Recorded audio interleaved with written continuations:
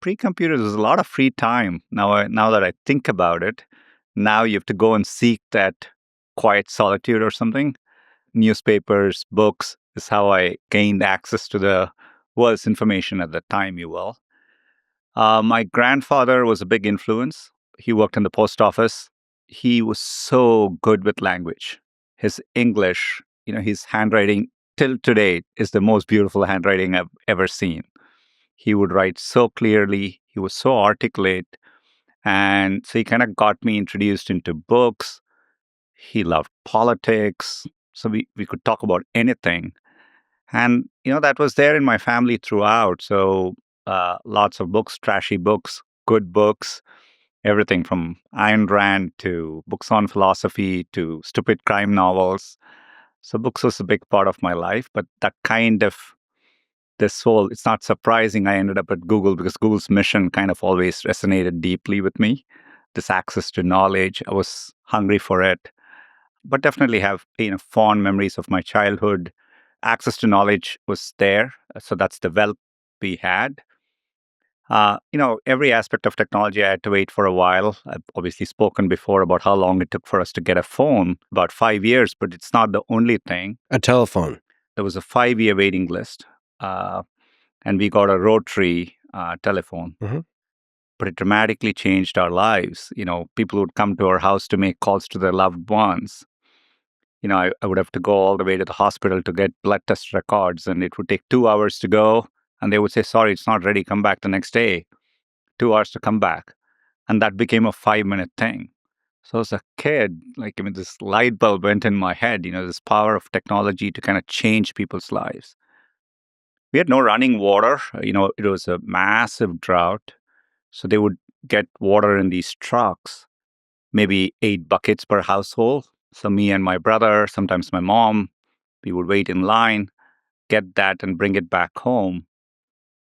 Many years later, we had running water and we had a water heater and you could get hot water to take a shower. So, for me, everything was discreet like that. And so I've always had this thing, first-hand feeling of how technology can dramatically change your life and the opportunity it brings. So, that was kind of a subliminal takeaway for me throughout growing up. And, I kind of actually observed it and felt it, so we had to convince my dad for a long time to get a VCR. Do you know what a VCR is? Yeah. I'm trying to date you now. Yeah. But, because before that, you only had kind of one TV channel, Mm-hmm. right? That's it.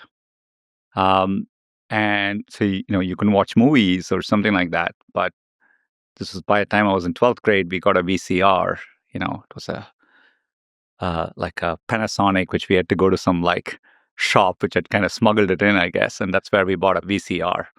But then being able to record a World Cup football game and then, or get bootleg videotapes and watch movies, all that. So I had these discrete memories growing up. And so, always left me with the feeling of how getting access to technology drives that step change in your life.